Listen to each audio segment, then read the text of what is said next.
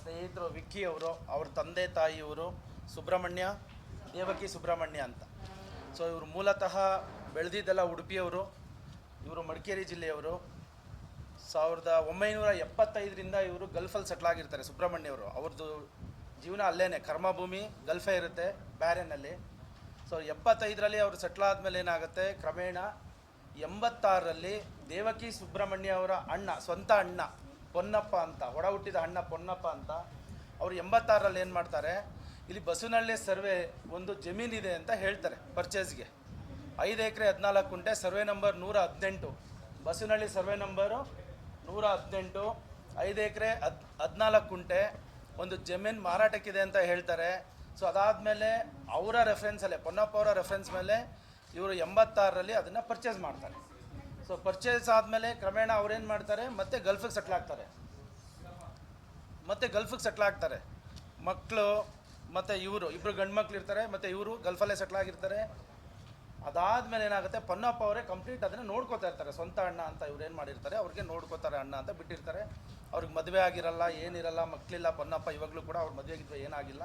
So ಅವತ್ತಿನ day ಇವರು ನೋಡ್ಲಿಕ್ಕೆ ಬಿಟ್ಟಿರ್ತಾರೆ. ಸೊ 91ನಲ್ಲಿ ಸರ್ ಇದೇನಾಗುತ್ತೆ, 4-1 ಆಗುತ್ತೆ. ಇವ್ರ ಗಮನಕ್ಕೆ ಬರಲ್ಲ, ಯಾಕಂದರೆ ಇವರು ಗಲ್ಫಲ್ಲಿ ಇರ್ತಾರೆ, ಇವ್ರ ಗಮನಕ್ಕೆ ಬಂದಿರಲ್ಲ.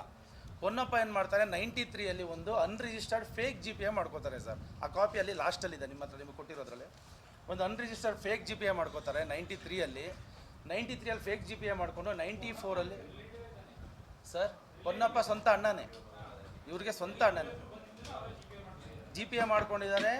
93ಯಲ್ಲಿ ಒಂದು ಅನ್ರಿಜಿಸ್ಟರ್ಡ್ GPA ಮಾಡ್ಕೊಂಡಿದ್ದಾರೆ, ಅಂದರೆ ಫೇಕ್, ಇವ್ರದ್ದು ಸಿಗ್ನೇಚರ್ ಅಲ್ಲ ಅದು. ಮಾಡಿಕೊಂಡು 94ರಲ್ಲಿ ಮೂಡ ವಿರುದ್ಧ ಒಂದು ಕೇಸ್ ಹಾಕ್ಕೊತಾರೆ ಸರ್. GPA ಅವ್ರು ಏನು ಮಾಡ್ಕೊಂಡಿರ್ತಾರೆ, ಅನ್ರಿಜಿಸ್ಟರ್ಡ್ ಕಂಪ್ಲೀಟ್ ಎಲ್ಲ ಕಂಟ್ರೋಲ್ ತೊಗೊಂಡಿರ್ತಾರೆ.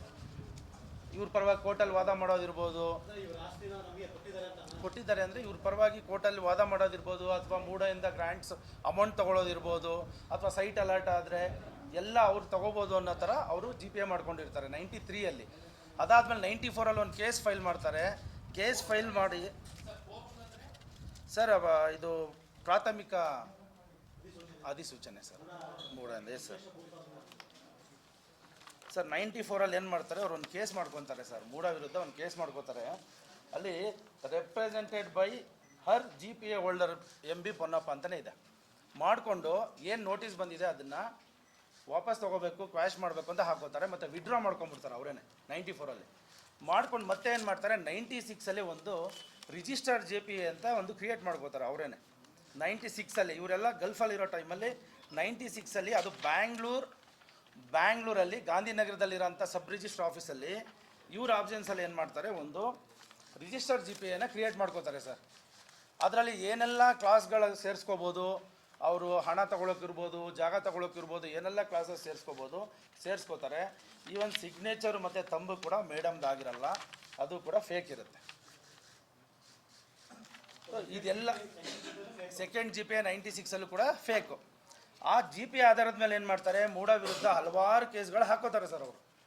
ಯಾವ ಥರ ಹಾಕೋತಾರೆ, ಗ್ರ್ಯಾಂಟ್ಸು ಕಡಿಮೆ ಇದೆ, ಗ್ರ್ಯಾಂಟ್ಸ್ ಜಾಸ್ತಿ ಬೇಕು, ಉಳಿಕೆ ಹಣ ಬೇಕು ಅಂತ ಒಂದು 4 ಕೇಸ್ಗಳು ಫೈಲ್ ಮಾಡ್ತಾರೆ ಮೂಡ ವಿರುದ್ಧ, ಎಲ್ಲರ ವಿರುದ್ಧ, ಸರ್ಕಾರದ ವಿರುದ್ಧ ಕೇಸ್ ಫೈಲ್ ಮಾಡಿಕೊಂಡು ಪೊನ್ನಪ್ಪನೇ ಹೋರಾಟ ಮಾಡ್ತಾರೆ.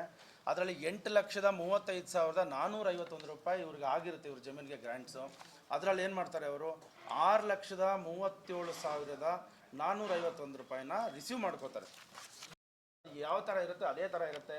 ಒಂದು ರಸ್ತೆ ಆಗಲಿ, ಅದು ಡೆವಲಪ್ಮೆಂಟ್ ಕಾರ್ಯ ಆಗಲಿ, ಒಂದು ಡಾಂಬರೀಕರಣ ಏನು ಕೂಡ ಆಗಿರಲ್ಲ, ಅದು ಹಾಗೆ ಇರುತ್ತೆ. ಹಾಗಾಗಿ ಇವ್ರಿಗೆ ಗೊತ್ತಿರಲ್ಲ ಇದು ಮೂಡ ಅಕ್ವೈರ್ ಆಗಿದೆ ಅನ್ನೋದು ಕಾನ್ಸೆಪ್ಟ್ ಕೂಡ ಇವ್ರಿಗೆ ಗೊತ್ತಿರಲ್ಲ. ಇಬ್ಬರು ಮಕ್ಕಳು ಅಲ್ಲೇ ಸೆಟ್ಲ್ ಆಗಿರ್ತಾರೆ. 18ರಲ್ಲಿ ಇವ್ರು ಏನು ಮಾಡ್ತಾರೆ, RTI ಮುಖಾಂತರ ಇವರು ಮೂಡ ಬಂದು ಕೇಳ್ಕೊಂಡಾಗ ಅವ್ರೊಂದು ಕಾಪಿ ಕೊಡ್ತಾರೆ GPA ಆಗಿರೋದು. ಇವ್ರೇನು ಮಾಡ್ತಾರೆ, RTIಗೆ ಒಂದು ಅರ್ಜಿ ಹಾಕ್ತಾರೆ.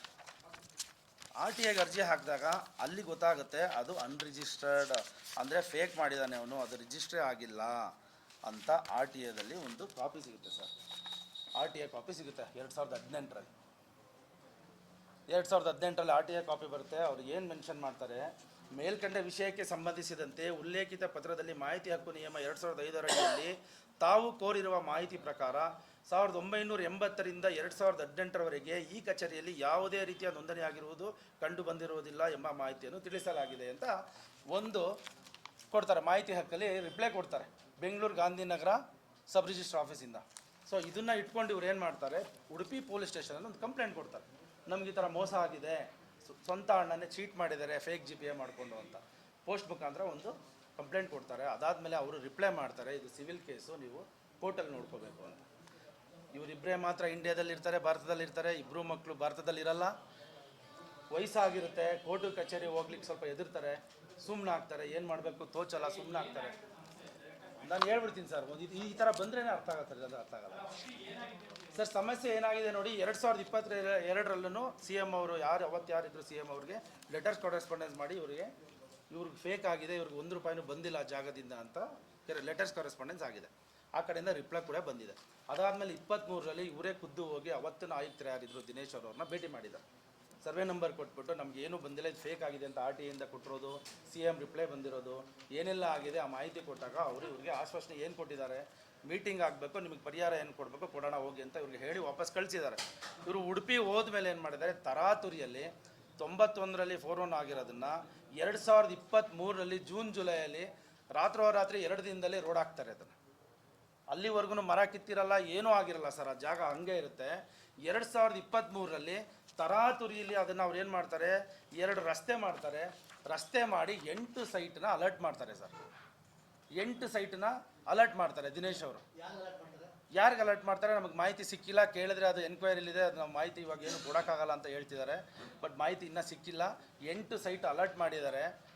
ಅದರಲ್ಲಿ ಇವ್ರ ಜಮೀನಲ್ಲಿ 118 ಬಸವನಹಳ್ಳಿ ಸರ್ವೆ ನಂಬರ್, ಕಸಬಾ ಹೋಬಳಿ ಬರುತ್ತೆ ಸರ್. ಇದು ಮೈಸೂರು ತಾಲೂಕು, ಮೈಸೂರು ಜಿಲ್ಲೆ, 118 ಸರ್ವೆ ನಂಬರು. ತರಾತುರಿಲಿ 8 ಸೈಟ್ ಅಲರ್ಟ್ ಮಾಡ್ತಾರೆ, 5 ಎಕರೆ 14 ಗುಂಟೆಲಿ. ಅದಕ್ಕೆ ಒಂದು ವಿದ್ಯುತ್ ಕಂಬ ಇಲ್ಲ, ಯಾವುದೇ ಥರದ್ದು ಫೆಸಿಲಿಟೀಸ್ಗಳು ಕೊಟ್ಟಿಲ್ಲ. ತರಾತುರಿಲಿ 2 ರೋಡ್ ಹಾಕ್ಬಿಟ್ಟು ಅದನ್ನು ಅಲರ್ಟ್ ಮಾಡಿಬಿಡ್ತಾರೆ 8 ಸೈಟ್.